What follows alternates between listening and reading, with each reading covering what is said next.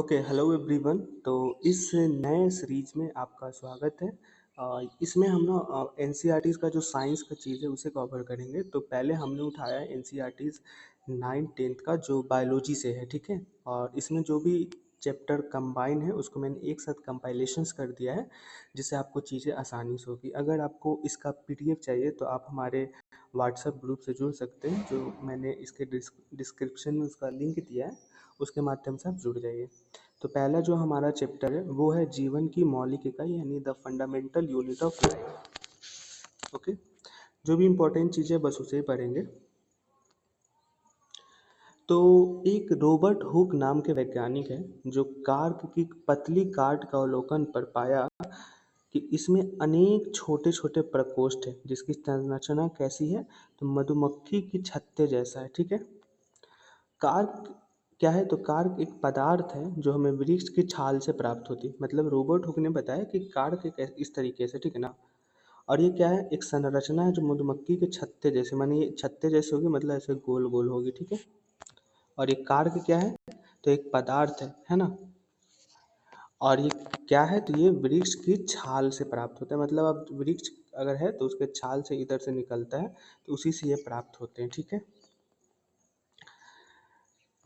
सन 1665 में हुक ने इसे स्वनिर्मित सूक्ष्मदर्शी से देखा, यानी माइक्रोस्कोप से देखा कि कार्क जो है, जो कैसा दिखता है, मधुमक्खी के जैसा दिखता है, ठीक है। और इसे ही रॉबर्ट हुक ने क्या कहा, सेल कहा, ठीक है, जिसका लैटिन शब्द में अर्थ है छोटा कमरा, ठीक है। अब मैं अच्छे से इसको समझाता हूँ, देख लो। रॉबर्ट हुक नाम का एक वैज्ञानिक है, ठीक है। तो वो क्या करता है ना, एक पतली काट का अवलोकन करता है। और वो पतली काट क्या रहता है, तो कार्क रहता है, कार्क। और कार्क क्या है, तो ये एक वृक्ष है, ठीक है ना। दिस इज अ वृक्ष, ओके। ये वृक्ष है, ठीक है ना। तो इस वृक्ष का ना, ये जो वृक्ष है ना, तो इसमें से कार्क प्राप्त होता है। और कार्क कैसे प्राप्त होता है, तो वृक्ष के जो साइड में ऐसे छाल लगे रहते हैं ना, उसी से कार्क गिरता है, ठीक है। और उसका आकार कैसा है, तो आकार अगर हम देखें तो ऐसे मधुमक्खी के छत्ता के जैसा, ठीक है। ये समझ में आया यहाँ तक। और उसे ही रॉबर्ट हुक ने क्या किया कि यही है क्या, सेल है, ठीक है। तो दो तीन तरीके से क्वेश्चन पूछ सकता है। पहले ये पूछेगा कि रॉबर्ट हुक ने जो सेल की अवधारणा दी वो किस सूक्ष्मदर्शी पदार्थ को देख के की, तो वो एक पदार्थ जो वृक्ष की छाल से पदार्थ होता है जिसका नाम क्या है, कार्क, ठीक है। उसको देखकर रॉबर्ट हुक ने सेल की संरचना का बारे में बताया। और ये कैसा था, तो मधुमक्खी के छत्ते के जैसा प्रतीत होता है। अब ना अगला जो एक टर्मिनोलॉजी दिया हुआ है वो दिया हुआ है प्याज की झिल्ली के बारे में, ठीक है। तो ये दे सकता है कि प्याज की झिल्ली दे दिया और उसका एक दो ऑप्शन दे देगा और उस तरीके से फिर वो क्वेश्चन डील करेगा, ठीक है ना। तो पहला बात है कि इसकी संरचना ना अगर हम माइक्रोस्कोप से देखें तो एक जैसी दिखाई देती है। मतलब इसका डिफरेंट शेप नहीं होता, डिफरेंट आकार नहीं होता, पहली बात है, ठीक है। और प्याज के आकार से इसका कोई संबंध नहीं। मतलब जो इसका सेल है ना, उसका झिल्ली के समान एक जैसा होगा, लेकिन इसका उसके साइज से कोई, अगर प्याज इतना बड़ा भी हो, इतना बड़ा भी हो, तो कितना भी बड़ा, बट उसका क्या होगा, झिल्ली एक समान होगा, पहली बात। दूसरी बात, शल्ककण ये क्या है, तो प्याज की मूलभूत इकाई है, यानी ओनियन की यह फंडामेंटल यूनिट है, ठीक है। अब अगला एक कॉन्सेप्ट है कि सभी जीव जो हैं, सभी जो जीव हैं वो किससे बनते हैं, तो सभी जीव कोशिका से बनते हैं, ठीक है। अगला क्वेश्चन इससे बनेगा। अब है कि माइक्रोस्कोप का आविष्कार कैसे संभव हुआ, तो आवर्धक लेंस की खोज से। किसकी खोज से, आवर्धक लेंस की खोज से, ठीक है। अब एक और यहाँ पे इंपॉर्टेंट चीज दिया हुआ है,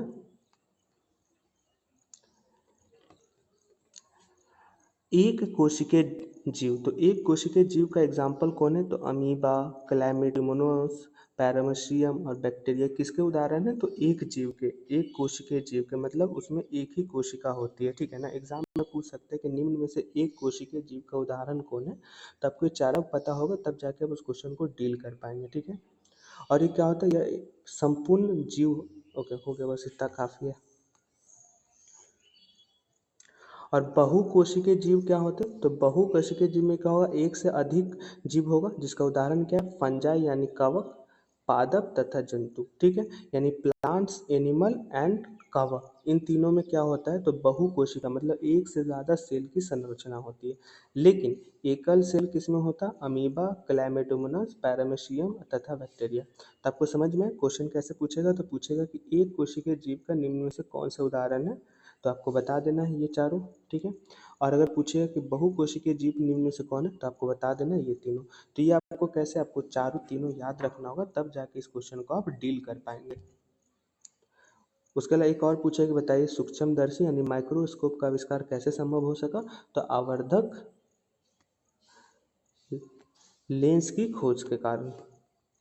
अब जो अगला कॉन्सेप्ट आता है वो आता है कि मतलब जो कोशिका का निर्माण होता है यानी सेल का जो निर्माण होता है किस प्रकार से होता है, तो जिस तरीके से जीन होता है ना, मतलब किसी जीन के थ्रू ही न्यू जीन का फॉर्मेशन होता है, उसी तरीके से जो पूर्ववर्ती कोशिका है ना, उसी से ही सभी कोशिका का निर्माण होता है। मतलब उसके पूर्व में जो कोशिका यानी सेल का निर्माण हुआ उसी से निर्माण होता है। बस ऐसे ही पूछेगा, पूछे कि एग्जाम दे देगा, बताइए कोशिका के संदर्भ में निम्न में से उसके उत्पन्न होने का क्या कारण हो सकते हैं, तो दे देगा कि वो अपनी पूर्ववर्ती कोशिकाओं से ही उत्पन्न होता है ना। अब यहाँ पे कुछ इंपॉर्टेंट फैक्ट दिया जो एग्जाम के लिए बहुत ही महत्वपूर्ण है। पहला है कि कोशिका का सबसे पहले पता किसने लगाया, तो रॉबर्ट हुक ने। कब लगाया? 1665 में। कैसे देखा, तो कार की पतली काट से अनगर सूक्ष्मदर्शी की सहायता से देखा, जो हमने अभी देखा था पीछे। उसके बाद लुवन हक जो 1674 में सबसे पहले उन्नत सूक्ष्मदर्शी से तालाब के जल में स्वतंत्र रूप से जीवित कोशिका का पता लगा। मतलब पूछेगा कि पहला पूछा कि बताइए कोशिका का पता किसने लगाया, तो रॉबर्ट हुक। बट स्वतंत्र रूप से कोशिका का पता किसने लगाया, तो लुवन हक। दो तरीके से क्वेश्चन हुआ। तीसरा पूछा है कि कार की पतली काट से किसने कोशिका का पता लगाया, तो रॉबर्ट हुक। और पूछेगा कि सूक्ष्मदर्शी से तालाब के जल में स्वतंत्र रूप से किसने पता लगाया, तो लुवन हुक, ठीक है। ऊपर रॉबर्ट हुक, नीचे लुवन हुक, ठीक है। अगला है रोबोट ब्राउन ने कोशिका में केंद्रक का पता लगाया, तो पूछे कोशिका में केंद्रक का पता किसने लगाया, तो रॉबर्ट हुक ने। जेई पुराकुंजन ने कोशिका के स्थित तरल जैविक पदार्थ को जीव द्रव का नाम दिया। मतलब पूछे कोशिका में जो तरल पदार्थ है उसे जीव द्रव का नाम किस वैज्ञानिक ने दिया, तो जेई पुरकेंजे ने। और एम स्लीडन तथा टी स्वान ने कोशिका सिद्धांत यानी सेल थ्योरी के विषय में बताया, ठीक है। और इन्होंने इस थ्योरी में क्या बताया कि सभी जीव तथा जंतु कोशिका से बने, जो हमने पहले भी देखा। तो इसमें पूछेगा कि बताइए, ये ऐसे दे देगा कि सभी पौधे तथा जीव कोशिका से बने हैं और वे जीवन की मूलभूत इकाई है। ये सिद्धांत किसने दिया, तो ये सिद्धांत एम स्लीडन तथा टी स्वान ने दिया था। और एक और जो है विर्चो, ये 1855 में एक सिद्धांत देते हैं, तो वो कहते हैं कि सभी कोशिकाएं पूर्ववर्ती कोशिकाओं से बनती है। तो पूछेगा बताइए निम्न में से कोशिका के संदर्भ में विर्चो द्वारा सिद्धांत दिया गया था वो कौन है, तो वो क्या होगा कि सभी कोशिकाएं पूर्ववर्ती कोशिकाओं से बनती है। ओके, तो ये हमारा बहुत इंपॉर्टेंट था। अब नेक्स्ट देखते हैं अगला पेज। अगला कॉन्सेप्ट है और अगला क्वेश्चन जो बनेगा वो कैसे बनेगा, तो जैसे पूछेगा कि कुछ कोशिकाएं अपना आकार बदलती रहती है, तो कौन सी कोशिकाएं अपना आकार बदलती है, तो एक कोशिका, और एक कोशिका में कौन होता है, बैक्टीरिया वगैरह जो हमने पीछे बताया चार नाम, और साथ में अमीबा, ठीक है ना। यानी एक कोशिका जो, सॉरी पीछे वाला चार नहीं होगा, माफ़ी चाहता हूँ। मतलब एक कोशिका जो अमीबा होगी वो अपना आकार सेल में बदलती रहती है। तो पूछेगा एग्जाम में कि निम्न से बताइए कोशिका, वह कोशिका जो अपना आकार बदलती रहती है, तो कौन होगा, एक कोशिका है अमीबा। और अगला क्वेश्चन पूछेगा कि बताइए निम्न में से वह कौन सा जीव है जो कोशिका का आकार लगभग स्थिर रहता है यानी लगभग स्टेबल रहता है, तो वह है तंत्रिका कोशिका, ठीक है। बस इतना ही। अब देखिए कुछ इंपॉर्टेंट टर्म है, जैसे कि मनुष्य के शरीर में हृदय रुधिर को पंप करता है, मतलब हार्ट क्या करता है, तो रुधिर को पंप करता है, जिससे क्या होता है कि ऑक्सीजन लेवल मेंटेन होता है, ठीक है। और अमाशय क्या करता है, तो भोजन का पाचन करेगा। मतलब पूछा कि शरीर में भोजन का पाचन कौन करता है, तो अमाशय करता है। और बॉडी में, शरीर में रुधिर को पंप कौन करता है, तो हृदय करता है। दो क्वेश्चन यहाँ से बना। अब पूछ सकता है कि कोशिकांग किसे कहते हैं, तो कोशिकांग प्रत्येक कोशिका में जो विशिष्ट कुछ घटक होते हैं उसे कोशिकांग कहते हैं। ठीक है, अब देखो, जैसे नए कोशिका में नए पदार्थ का निर्माण कौन करता है और अपशिष्ट पदार्थों का निष्कासन कौन करता है, तो वो हमारा कोशिकांग करता है। ठीक है, कोशिकांग, ये सब इंपॉर्टेंट है, मैं क्वेश्चन आंसर फॉर्मेट में आपको बता रहा हूँ, आपको समझ में अच्छे से आ रहा होगा, क्योंकि मैं भी एग्जाम दूंगा तो मैं भी सेम ही चीज़ पढ़ के जाऊंगा ना। और अगला क्या पूछ सकते हैं कि बताइए किसके कारण कोशिका जीवित रहती है, तो कोशिकांग के कारण। ठीक है, और एक और पूछ सकता है कि कोशिका कोशिकांग मिलकर जब एक मूलभूत इकाई बनाती है तो उसे क्या कहते हैं, तो उसे हम कोशिका कहते हैं। ठीक है, हम हर क्वेश्चन आंसर मैं आपको बता रहा हूँ कि आपको इजीली याद हो जाएगा। अगला है कि प्रत्येक कोशिका में 3 गुण होते हैं, क्या होता है, तो प्लाज्मा झिल्ली, केंद्रक तथा कोशिका द्रव। ठीक है, तो पूछेगा एग्जाम में कि बताइए, पहला तो क्वेश्चन पूछे कि प्रत्येक कोशिका में कितने गुण दिखाई देते, तो 3 गुण दिखाई देते, कौन कौन, प्लाज्मा झिल्ली, केंद्रक तथा कोशिका द्रव। ठीक है, पहला क्वेश्चन बना। अगला पूछेगा कि बताइए किसके कारण कोशिका के अंदर होने वाली समस्त क्रियाकलाप तथा उसके बाह्य पर्यावरण से पारस्परिक क्रिया संभव होती है, तो प्लाज्मा झिल्ली, केंद्रक तथा कोशिका द्रव। ये किस में आएगा क्वेश्चन, तो मोर देन वन ऑप्शन वाला में क्वेश्चन आएगा। अब है प्लाज्मा झिल्ली तथा कोशिका झिल्ली, तो योग कोशिका का सबसे बाहरी परत है और एक कोशिका को क्या करता है, तो बाहरी परत से पर्यावरण से अलग करता है। मतलब क्वेश्चन पूछेगा क्या कि बताइए वह कौन सा आ, परत है या पदार्थ है जो कोशिका के घटकों को बाहरी पर्यावरण से अलग करती है, तो वो प्लाज्मा झिल्ली और कोशिका झिल्ली करती है। ठीक है, एक और पूछे कि बताइए वह कौन सा पदार्थ है जो पदार्थों की गति को रोकती है और बाहरी पदार्थों को अंदर तथा बाहर आने जाने देती है, तो वो है प्लाज्मा झिल्ली या कोशिका झिल्ली। ठीक, कोशिका झिल्ली को हम परागमय झिल्ली भी कहते हैं। मतलब अगर कोई पूछे परागमय झिल्ली दिया तो परागमय झिल्ली टिक मारेंगे, प्लाज्मा झिल्ली है तो प्लाज्मा झिल्ली। अगला हमारा है कुछ पदार्थ जैसे कार्बन डाइऑक्साइड, ऑक्सीजन कोशिका झिल्ली के आर पार विसरण प्रक्रिया द्वारा आ सकते हैं। तो क्वेश्चन क्या पूछे कि बताइए वह कौन सा पदार्थ है, वह कौन सा पार्टिकल है जो कोशिका झिल्ली के आर पार विसरण प्रक्रिया द्वारा आ जाते हैं, तो कार्बन डाइऑक्साइड और ऑक्सीजन। या ऐसे पूछेगा कि बताइए कार्बन डाइऑक्साइड और ऑक्सीजन कोशिका झिल्ली के आर पार किस प्रक्रिया द्वारा करते हैं, तो विसरण प्रक्रिया के द्वारा ना। ठीक है, और पदार्थों की गति कैसी होती है, तो उच्च साधारणता से निम्न साधारण। ठीक है ना, पूछे कि बताइए पदार्थों की गति कैसी होती है, तो उच्च सांद्रता से निम्न सांद्रता की होती है, मतलब हाई से लेकर लो की तरफ। अब जैसे ऊपर में हमने देखा कि कार्बन डाइऑक्साइड और ऑक्सीजन, कार्बन डाइऑक्साइड और ऑक्सीजन ना दिया हो तो आप ये याद रखिएगा कि कोशिका तथा बाह्य पर्यावरण में गैसों का आदान प्रदान कैसे होता है, तो विसरण प्रक्रिया द्वारा। और गैस कौन है, ऑक्सीजन, कार्बन डाइऑक्साइड भी है, बट अगर खुदा न खास्ता आपको याद ना रहे तो ये भी याद रखिएगा। अब देखिए कि जल के अणुओं की गति जब वर्णात्मक परागम द्वारा होते हैं तो उसे प्राशरण कहते हैं। ठीक है ना, मतलब जल के जो अणु है उसका गति वर्णात्मक परागम झिल्ली द्वारा होता है तो उसे हम क्या कहते हैं, प्राशरण कहते हैं। यही सब क्वेश्चन आता है एग्जाम में, आपको पता होना चाहिए। और इसका भी कैसे होता है, तो उच्च जल सांद्रता से निम्न जल की ओर। ठीक है ना, मतलब प्राशरण की प्रक्रिया आ जाए कहीं भी या उससे रिलेटेड तो आप मान लेना कि वो हाई से लेकर लो की तरफ ही जाएगा। अब अगला इम्पोर्टेंट है कि यदि कोशिका को तनु विलयन वाले माध्यम अर्थात जल में शक्कर अथवा नमक की मात्रा कम और जल की मात्रा ज़्यादा है, मतलब मान लो कि हम ना घोल रहे हैं, ठीक है ना, उसमें हम ना क्या करें कि नमक की मात्रा को कम करें और जल की मात्रा को ज़्यादा रख रहे हैं। ठीक है, तो इससे क्या होगा ना कि जल प्राशरण विधि द्वारा कोशिका के अंदर चला जाएगा। मतलब कि जल क्या होगा, चीनी के घोल में मिक्सअप होगा तो कैसे होगा, परासरण, मतलब सरण ले रहा है उसमें। अगर एग्जाम में याद ना रहे ना तो परासरण में क्या आ रहा है, एक आ रहा है वर्ड सरण, मतलब सरण ले रहा है, क्या ले रहा है, तो चीनी जाके पानी में उसमें क्या हो रहा है, जाके इंट्री कर जा रही है, इसे वो दोनों क्या हो रहा है, मिक्स हो जा रहा है। ठीक है, और इसको हम अल्प प्रासरण दाबी विलयन भी कहते हैं, मतलब उसे विलय हो जाता है कैसे, सरण लेके। इस तरीके से भी हम याद रखेंगे, ऑप्शन के हिसाब से टिक मारेंगे। ओके, अब अगला है कि यदि कोशिका को ऐसे माध्यम विलयन में रखा जाए जिसमें बाह्य जल की सांद्रता कोशिका में स्थित जल की सांद्रता के ठीक बराबर, मतलब यहाँ पे जल है और यहाँ पे जल है और दोनों की सांद्रता क्या है, इक्वल। ठीक है, ठीक है, इक्वल है।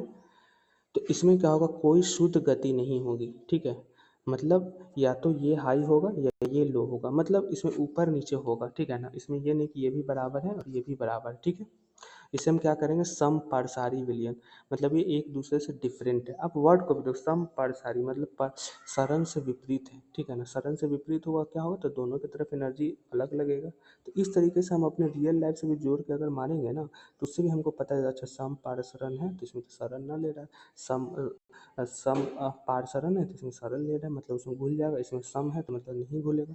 तो इस तरीके से हमको ना याद रखना होगा, क्योंकि एग्जाम में सब चीज़ याद रखना संभव नहीं है। अब देखो अगला कॉन्सेप्ट, यदि कोशिका के बाहर वाला विलयन अंदर के घोल से अधिक शानदार होता है, मतलब यहाँ पे जो है विलयन और यहाँ पे जो विलयन है, तो इससे क्या दिख रहा है, ज़्यादा दिख रहा है। तो इसमें क्या होगा, अति परासरण दाबी, मतलब इससे अति मतलब अधिक है, तो इसलिए अति परासरण दाबी, वर्ड में ही समझ में रहा, अति परासरण दाबी। ठीक है, अब यहाँ पे एक और इम्पॉर्टेंट चीज़ है, इट्स वेरी वेरी इंपॉर्टेंट है, ध्यान से सुनना। जैसे एक कोशिकीय अलवणीय जल जीवों एवं अधिकांश पादप कोशिकाएं, मोबाइल में यही दिक्कत है, पराशरण द्वारा जल ग्रहण करते हैं। मतलब पूछेगा कि बताइए, एक कोशिकीय अलवणीय जलीय जीव तथा पादप कोशिकाएं, ठीक है, किस विधि द्वारा जल प्राप्त करते हैं, तो परासरण, मतलब उसमें वो क्या कर रहे हैं, शरण ले रहे हैं। किस चीज़ की शरण ले रहे हैं, तो जल का शरण ले रहे हैं अपने जीवन यापन को बढ़ाने के लिए। तभी तो जाके अगर हम पानी डाल रहे हैं उसमें, तो क्या कर शरण ले रहे हैं ना पानी का। ठीक है, तभी तो जाके हम जीवित हैं। अगर हम पानी को अलग कर देंगे तो क्या पेड़ पौधे जिंदे रहेंगे। तो इस तरीके से जोड़ना है। अब हमको सब कॉन्सेप्ट लेकर नहीं बैठ जाना कि अरे इसका मतलब ये होगा, ये नहीं, हमको ये जानना है कि कैसे हम कनेक्ट कर पा रहे क्वेश्चन से। ठीक है, पौधों के मूल द्वारा जल का अवशोषण भी प्रासरण का ही उदाहरण है। मतलब जो पौधों में जैसे पेड़ है और पेड़ में जो हम जल डाल रहे हैं इधर से, तो ये भी प्रासरण है। मतलब जल का प्रासरण कौन ले रहा है, पौधा। तभी जीवित कौन है, पौधा या जल, पौधा है ये ना, तो पौधा ना उसका शरण लेगा। ठीक है, इस तरीके से याद रखना है। इसके अलावा है कि विसरण का और भी उदाहरण है। ठीक है ना, जैसे वो तो प्रासरण था, विसरण में क्या होगा, जो शरण नहीं लेता है तो क्या होगा, जैसे जल तथा गैसों का आदान प्रदान की प्रक्रिया।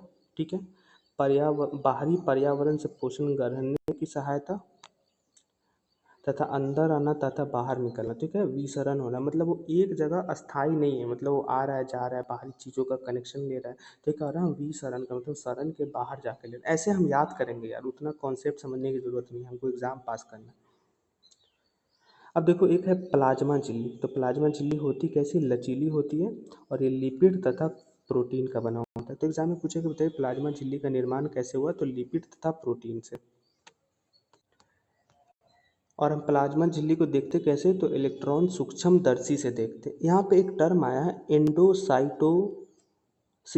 ठीक है, ये क्या है, तो जब अमीबा है ना अपना भोजन प्राप्त करती है, तो उसकी प्रक्रिया यानी उसकी प्रोसेस को हम क्या कहते हैं, एंडोसाइटोसिस। तो एग्जाम में पूछे कि बताइए जो अमीबा अपना भोजन लेती है उस प्रक्रिया को क्या कहते हैं, तो एंडोसाइटोसिस। ठीक है, ये सब कहीं मिलेगा, कहीं नहीं मिलेगा। अब अगला है कोशिका भित्ति के बारे में। तो ये किससे बना होता है, तो सेलुलोज से बना होता है। और सेलुलोज क्या करता है कि पौधों को संरचनात्मकता प्रदान करता है, मतलब उसे मजबूती प्रदान करता है। ठीक है, मैं सब कोशिका भित्ति कोशिका झिल्ली सबका भी फोटो दिखाऊंगा, टेंशन नहीं लेना है। ठीक है, पहले एक बार समझ लेते हैं। अब देखो अगर पादप कोशिका में परासरण द्वारा पानी का हानि होता है, मतलब पानी का नुकसान होता है, तो कोशिका झिल्ली सहित आंतरिक पदार्थ संकुचित हो जाते हैं। इस घटना को जीव द्रव कुंचन कहते हैं। अब देखो यहाँ पे जीव द्रव कुंचन, ठीक है, कुंचन मतलब क्या हो रहा है, मतलब आदमी का सिकुड़ रहा है या कुंठित हो रहा है ना। और यहाँ पे क्या होता है कि पानी का हानि हो रहा है। तो ऐसे हम याद रख सकते हैं कि जीव द्रव कुंचन, यानी जीवों में द्रव का क्या हो रहा है, कुंचन हो रहा है, मतलब कमी हो रहा है।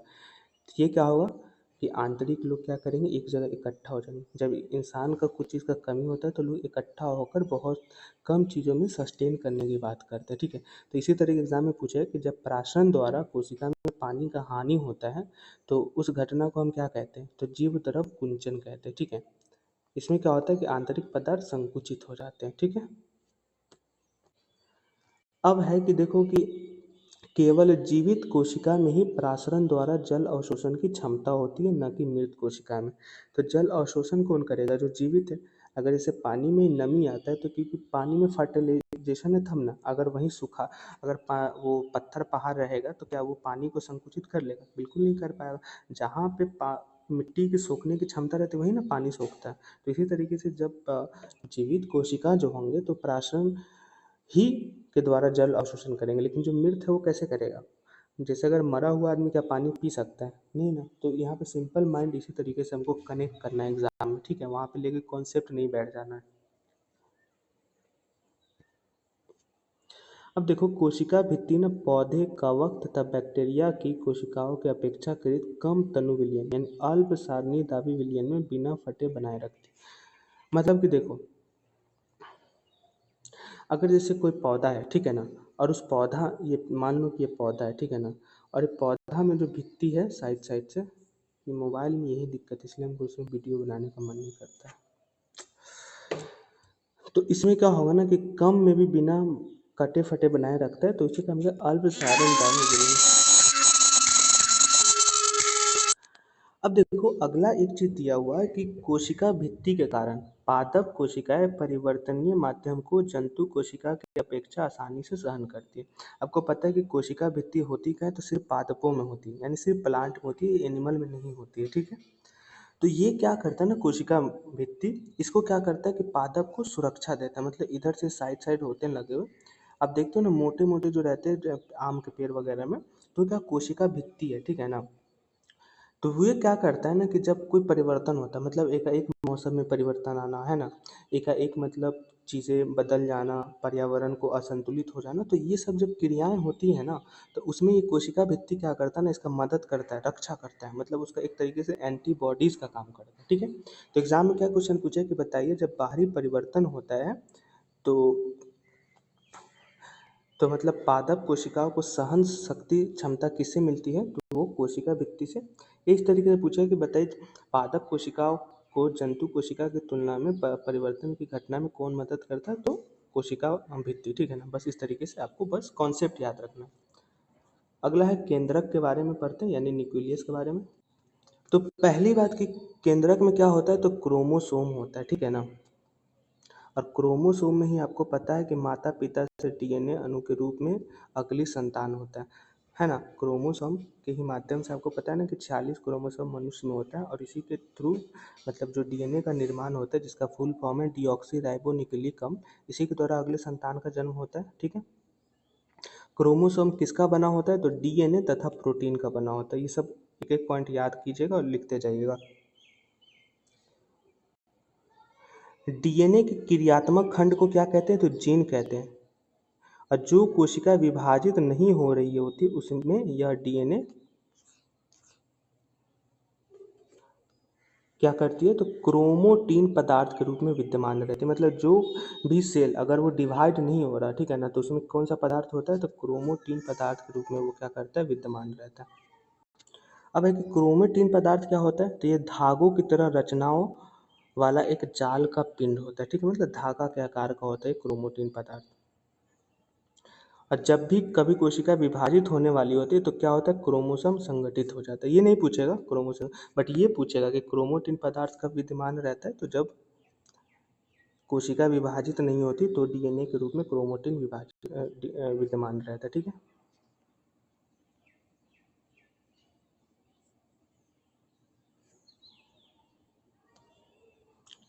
अब देखो कि बैक्टीरिया जैसे कुछ जीवों में कोशिका का केंद्रीय क्षेत्र बहुत कम स्पष्ट होता है। क्यों होता है? क्योंकि इसमें केंद्रक झिल्ली नहीं होता। बैक्टीरिया में केंद्रक झिल्ली नहीं होता ना, इसलिए इसका जो केंद्रीय क्षेत्र होगा ना, मिडिल सेक्टर, ये क्या होगा? बहुत कम होगा। कि कैसे होता है? तो केंद्रक झिल्ली नहीं होने के कारण, ठीक है। और ऐसे अस्पष्ट केंद्रक क्षेत्रों में जिसमें मतलब कोशिका झिल्ली नहीं होती उसमें क्या होता है? क्रोमेटिन पदार्थ होता है, ठीक है।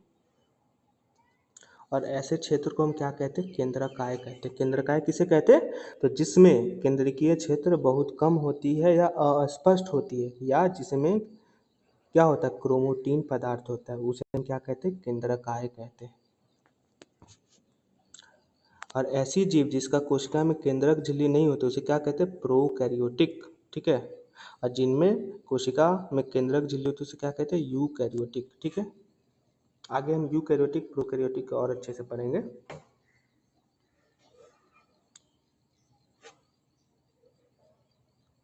देखो, प्रकाश संश्लेषी बैक्टीरिया में क्लोरोफिल झिल्लीदार पुटिका के साथ होती है, जबकि यूकैरियोटिक कोशिका में क्लोरोफिल प्लास्टाइड के रूप में होती है।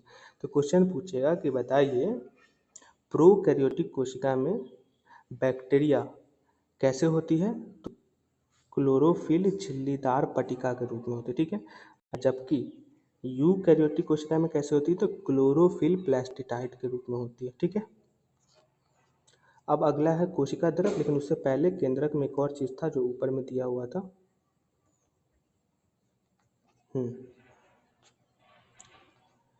यहाँ पे एक चीज दिया हुआ है कि कोशिका को रंगने के लिए हम आयोडीन विलयन का अतिरिक्त सैफरोनिन अथवा मेथिलीन ब्लू विलयन का उपयोग करते हैं। मतलब पूछेगा एग्जाम में कि बताइए कोशिका को रंगने के लिए हम किस चीज का उपयोग करते हैं, तो आयोडीन विलयन का।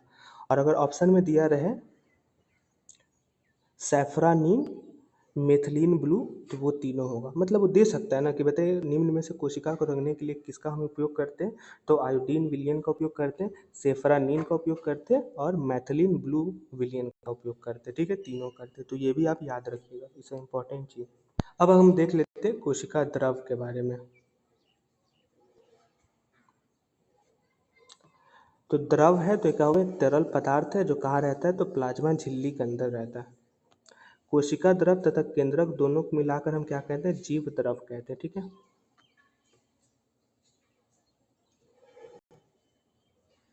अब देखो प्रोकैरियोटिक में क्या होता है कि इसमें अतिरिक्त झिल्ली नहीं होता, बट यूकैरियोटिक में क्या होता है कि केंद्रीय झिल्ली के अतिरिक्त झिल्ली युक्त अंगक भी होते हैं। अब अगला पूछ सकता है कि किसमें किसी प्रकार का झिल्ली नहीं होता, तो वायरस में नहीं होता। ये सब कहीं पढ़े होगे, कहीं नहीं पढ़ोगे, ये सब एनसीईआरटी में ही रहता है, कोई भी बुक में ये सब नहीं रहता। अब हम ना प्रोकैरियोटिक और यूकैरियोटिक के बारे में डिफरेंस जान लेते हैं। तो प्रोकैरियोटिक का आकार कैसा होता है, तो छोटा होता है, जिसमें 1 बराबर 10⁻⁻6 मीटर का इसका आकार होता है। केंद्रीय क्षेत्र कैसा होता है, तो वो फोटो में मैं आपको बता दूंगा। इसमें क्रोमोसोम कितना होता है, तो एक होता है। और इसमें झिल्ली युक्त कोशिका अंग क्या होता है, अनुपस्थित होता है, मतलब प्रेजेंट नहीं होता। इसका आकार कैसा होता है, तो बड़ा होता है यूकैरियोटिक का। कितना होता है, तो 5 से लेकर 100 तक होता है। केंद्रीय क्षेत्र कैसा होता है, तो झिल्ली से घिरा होता है। इसमें क्रोमोसोम क्या होगा, यूकैरियोटिक में एक से अधिक होगा। ठीक है। यूकैरियोटिक में जैसे मानव वगैरह आता है ना, तो इसमें एक से अतिरिक्त क्रोमोसोम है ना, इसमें 23 क्रोमोसोम है, यानी 46 है। अगला है कोशिका अंगक।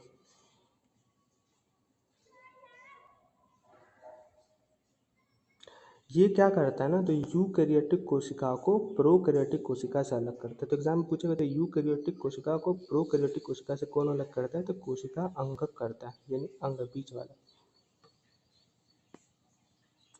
अगला है अंतर्द्रवीय जालिका यानी इंडोकोलिजम रेटिकुलम। ठीक है। ये लंबी नलिका अथवा गोल आयताकार थैलों की तरह दिखाई देता है। तो कैसा दिखाई देता है, तो लंबी नलिका, गोल या आयताकार थैलों जैसा दिखाई देता है। और इसका रचना कैसे होता है, तो प्लाज्मा झिल्ली के समरूप होता है।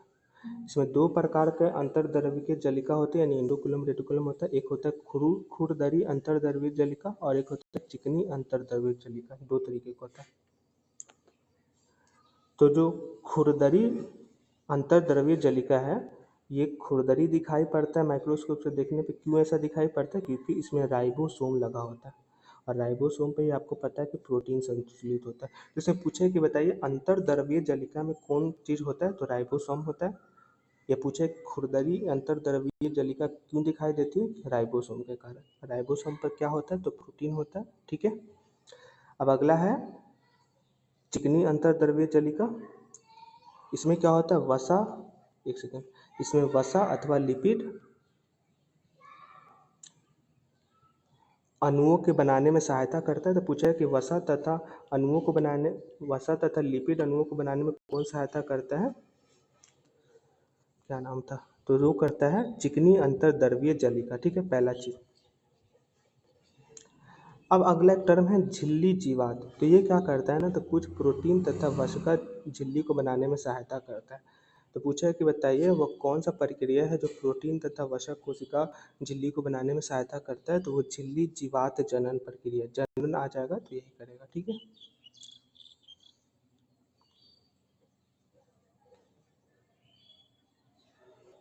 अगला पूछा है कि बताइए इंडोकोलम रेटिकल यानी अंतर्द्रव्यीय जलिका का काम क्या है, तो इसका मुख्यतः काम है प्रोटीन का परिवहन नलिका के रूप में करना, ठीक है। एक टर्म आता है कशेरुकु, ये इसका काम क्या है, इसका काम है कि यकृत को कोशिका में ACR यानी चिकनी अंतर्द्रव्यीय विष तथा दवा को निराविषीकरण करने में महत्वपूर्ण भूमिका निभाती है। मतलब कि अगर कोई विष या जहर है ना, यानी दवा जो हमें निराविषीकरण करना है, मतलब कि हमें उसे ना शरीर से बाहर करना है, ठीक है ना, तो उसमें कौन काम आएगा, तो कशेरुकु काम आएगा, ठीक है। कैसे आएगा, तो अंतर्द्रव्यीय, अरे यार इतना गर्मी है ना, चिकनी अंतर्द्रव्यीय जलिका के विष को बाहर निकालने में ये मदद करेगा, ठीक है। अब ये हम ना स्ट्रक्चर देख लेते हैं, नहीं स्ट्रक्चर बाद में, सबसे लास्ट में। अगला है गोल्जी उपकरण। तो ये क्या है, तो ये एक झिल्ली युक्त पुटिका है जो एक दूसरे के ऊपर समानांतर रूप से सजी रहती है, जिसे हम क्या कहते हैं, कुंडिका कहते हैं, ठीक है। और इसके द्वारा ही हम लाइसोसोम का निर्माण करते हैं। तो गोल्जी के द्वारा, गोल्जी बॉडी भी कहते हैं उसको, इसके द्वारा हम क्या करते हैं, लाइसोसोम को बनाते हैं।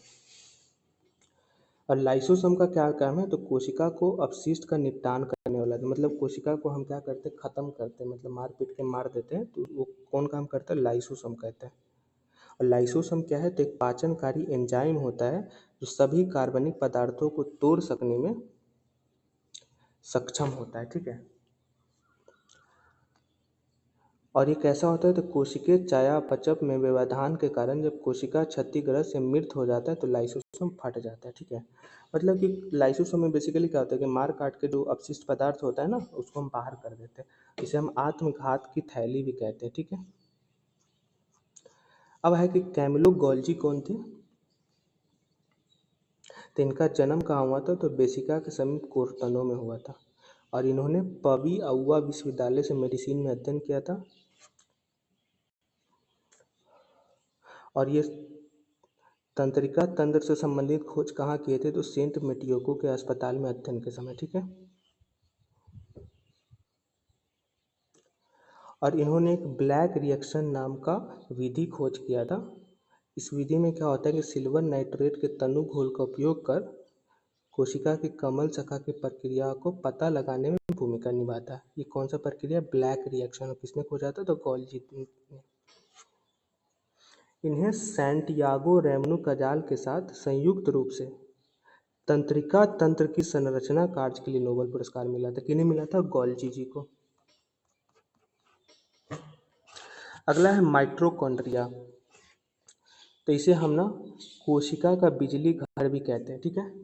और इसमें ना ATP यानी एड्रीनोसिन ट्राइफोस्फेट के रूप में ऊर्जा प्रदान करती है। मतलब कोशिका को ऊर्जा प्रदान कौन करता है, तो ATP करता है, ठीक है ना। किसमें होता है ATP, तो माइटोकॉन्ड्रिया में होता है, ठीक है। माइटोकॉन्ड्रिया में कितनी झिल्ली होती है, तो दोहरी झिल्ली होती है, बाहरी झिल्ली और भीतरी झिल्ली। अब पूछा है कि माइटोकॉन्ड्रिया में कौन सी झिल्ली अधिक वलित होती है, तो भीतरी झिल्ली, ठीक है। और इसमें DNA भी होता है, इसका अपना DNA होता है और अपना राइबोसोम होता है। और ये अपना स्वयं का प्रोटीन भी बनाता है। तो पूछेगा कि कौन स्वयं का प्रोटीन बनाता है या कौन प्रोटीन बनाता है, तो माइटोकॉन्ड्रिया। पूछा किसमें DNA तथा राइबोसोम खुद का होता है, तो माइटोकॉन्ड्रिया। किसे हम बिजली घर कहते हैं कोशिका का, तो माइटोकॉन्ड्रिया, ठीक है। नेक्स्ट हमारा प्लास्टिड। प्लास्टिड में है, प्लास्टिड मुख्यतः कितने होते हैं, दो प्रकार के होते हैं। पहला होता है क्रोमोप्लास्ट, ये रंगीन प्लास्टिड है, मतलब ये रंग प्रदान करता है। क्रोमोप्लास्ट फलों को वगैरह वगैरह जो भी है सबको रंग प्रदान कौन करता है, क्रोमोप्लास्ट। अगला है ल्यूकोप्लास्ट, ये क्या श्वेत है यानी वाइट है और ये रंगहीन है, ठीक है। तो पूछा कि रंगहीन प्लास्टिड कौन है, तो ल्यूकोप्लास्ट जिसमें रंग नहीं होता, और रंगीन प्लास्टिड कौन है, क्रोमोप्लास्ट। ठीक है। और क्लोरोप्लास्ट को क्या होता है, तो जिसमें क्लोरोफिल वर्णक होता है। ठीक है। और ये क्या करता है, तो प्रकाश संश्लेषण के लिए पौधों में क्लोरोप्लास्ट, मतलब किस पौधों में प्रकाश संश्लेषण की प्रक्रिया किसके द्वारा होती है, तो क्लोरोप्लास्ट के द्वारा। ठीक है, ये एग्जाम में याद आएगा।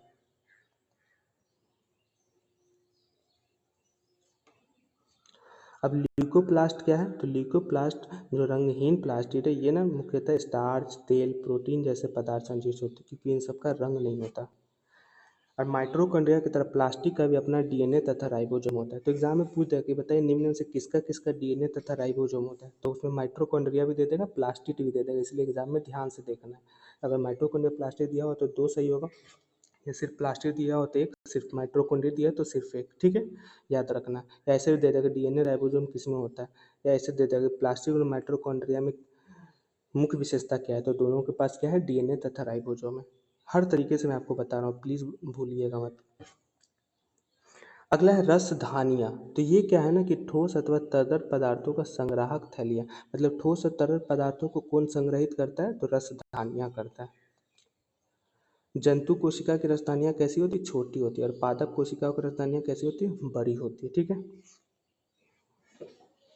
अब देखो, पादप कोशिकाओं की रसधानियों में कोशिका द्रव भरा होता है, और ये क्या करता है ना, तो कठोरता पदार्थ करता है पादप को। तो पूछे एग्जाम में कि बताइए कि पादप को कठोरता प्रदान कौन करता है, तो जब रसधानियों में कोशिका द्रव भरा होता है तो वो कोशिका को कठोरता प्रदान करता है। ठीक है। रसधानिया में क्या होता है, तो अमीनो अम्ल होता है, शर्करा होता है, कार्बनिक अम्ल होता है तथा कुछ प्रोटीन भी होता है। अब देखो, एक कोशिकीय जीव जैसे अमीबा के खाद्य रसधानियों में उनके द्वारा उपभोग में लाए खाद्य पदार्थ होते हैं। तो पूछे कि बताइए वो कौन सा एक कोशिकीय जीव है जिसमें खाद्य रसधानी में उनके द्वारा उपभोग में लाए गए खाद्य पदार्थ होते हैं, तो वो हमारा है अमीबा। ठीक है। मैं क्वेश्चन आंसर फॉर्मेट में बना रहा हूँ, इसलिए आपको हर चीज़ याद हो जाए। तो ये हमारा सभी चीज़ था। ठीक है ना। अब इसमें कुछ चीज़ें देख लेते हैं जो हमने भी पढ़ा। तो कोशिका जीवन की मूलभूत संरचनात्मक इकाई है। कोशिका के चारों ओर प्लाज्मा झिल्ली होती है। ये झिल्लियाँ लिपिड तथा प्रोटीन से बनी होती है। पादप कोशिका में कोशिका झिल्ली के चारों ओर कोशिका भित्ति होती है। ये कोशिका भित्ति सेलुलोज से बना होता है, और पता है कि कोशिका भित्ति मानव में नहीं होता है, ये ह्यूमन में नहीं होती, सिर्फ पादप कोशिका में होती है। ठीक है, ये जीव में नहीं होता है। ठीक है ना, हमने बताया पेड़ पौधों में होता है। पादप की कोशिकाओं में स्थित कोशिका भित्ति फंजाई तथा बैक्टीरिया को अल्प परासरण यानी ताप घोल में बिना फटे जीवित रहने देती है। ठीक है। पूछे कि बताइए पादप कोशिका में किसको परासरण दाबी घोल में बिना फटे जीवित रहने देती है, तो फंजाई तथा बैक्टीरिया। ठीक है। अगला है कि यूकैरियोटिक में केंद्रक दोहरी झिल्ली द्वारा कोशिका द्रव से अलग होती है। यह कोशिका का जीवन प्रक्रियाओं को निर्देशित करती है।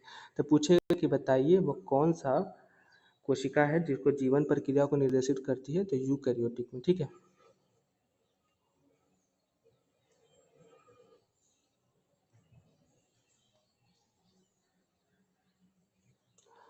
अब पूछेगा कि प्राथमिक कार्य संचय करना है, किसका काम है, ल्यूकोप्लास्ट। संचय करना मतलब कि बाहरी पदार्थ से किसी चीज़ को एकत्रित करना है, किसका काम है, ल्यूकोप्लास्ट।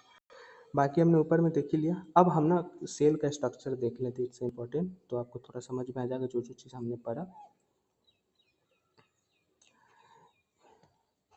ये देखो, ये है ना, ये पादप कोशिका का स्ट्रक्चर है। ठीक है। तो पादप कोशिका में क्या क्या होता है, तो कोशिका द्रव होता है, हरित लवक जो क्लोरोप्लास्ट है जो पादप को क्या करता है, प्रकाश संश्लेषण के माध्यम से रंग प्रदान करता है। राइबोसोम होता है जो प्रोटीन बनाने में निर्माण करता है। माइटोकॉन्ड्रिया होता है, कोशिका भित्ति होता है जो बारिश पर्यावरण से नुकसान होने में बचाता है। ठीक है। प्लाज्मा झिल्ली होता है, केंद्रीय झिल्ली होता है, गोल्जी उपकरण होता है जो इसे एनर्जी प्रदान करता है। ठीक है। केंद्रक होता है, हरित लवक होता है जिसमें थाइकोक्लावाइड प्रदर्शित करते हैं। हरित लवक क्या करता है, इसे हरित वर्णन करने में मदद करता है। खुरदरी अंतर्द्रव्य जलिका होता है जो हमें संग्रहण करने में मदद करता है। लाइसोसोम होता है जो उसके कटे पटे पदार्थ को नष्ट करने में मदद करता है। चिकनी अंतर्द्रव्य जलिका होती है जो इसे प्रोटीन और वसा बनाने संबंधित इसका काम करता है। तो ये हमने ऊपर पढ़ा कि इसका स्ट्रक्चर मैंने बता दिया, एक बार इस स्ट्रक्चर को आप देख लीजिएगा। ठीक है। और ये हमारा जंतु कोशिका स्ट्रक्चर है। तो इसमें क्या क्या होता है, पहला केंद्रक होता है, कोशिका द्रव होता है, खुरदरी अंतर्द्रव्यीय जलिका होता है, माइटोकॉन्ड्रिया होता है, राइबोसोम होता है, लाइसोसोम होता है, तारक केंद्र होता है, प्लाज्मा झिल्ली होता है, केंद्रीय झिल्ली होता है, चिकनी द्रव्य जो होता है, गोल्गी उपग्रह। इसमें आपने वो नहीं देखा, आपने इसमें क्या बोलते हैं, कोशिका भित्तियाँ नहीं दिखा, मतलब कोशिका भित्ति जंतुओं में नहीं होती। तो पहला तो पूछा कि बताइए निम्न में से जंतु कोशिका और पादप कोशिका में क्या समानता है। तो अगर कोशिका भित्ति दे तो वो वाला ऑप्शन पहले काट देना है, ठीक है, उसके बाद बाकी 3 ऑप्शन देखना इस तरीके से, ठीक है। और देख ले तो क्या अंतर।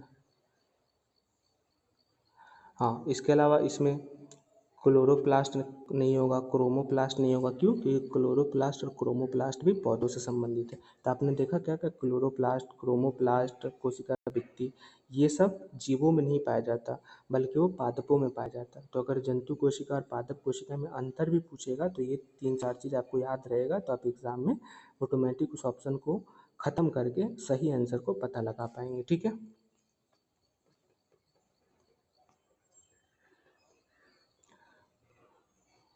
तो ये हमारा पहला चैप्टर था बायोलॉजी का, जो हमने पढ़ा। इससे संबंधित जो क्वेश्चन होगा वो मैं आपको भेज दूंगा, आप उसको सॉल्व कर लीजिएगा, ठीक है।